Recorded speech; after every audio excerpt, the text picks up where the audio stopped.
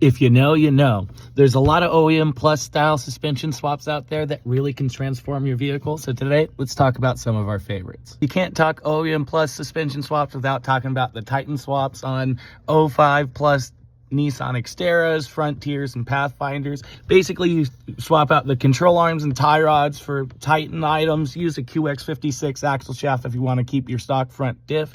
And it increases track width by about 3 inches per side, but totally transforms the rig. You go from like 6 to 7 inches of travel stock to 9, 10, or 11, depending on the shock setup you end up with.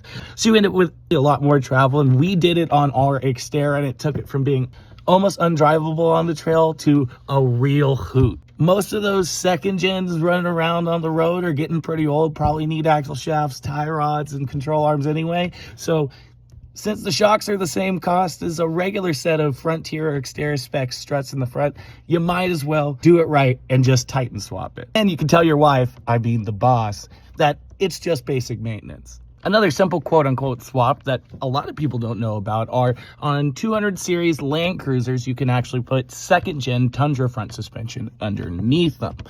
This gives you about a 1.5 inch track width increase, and a lot of mid-travel setups on Tundras near 12 inches of travel in the front, and should be about the same here. That increase in track width is a really big help on just about any Toyota because they're very particular about scrub radius, so trying to get that tire clearance with offset often bites you in the foot.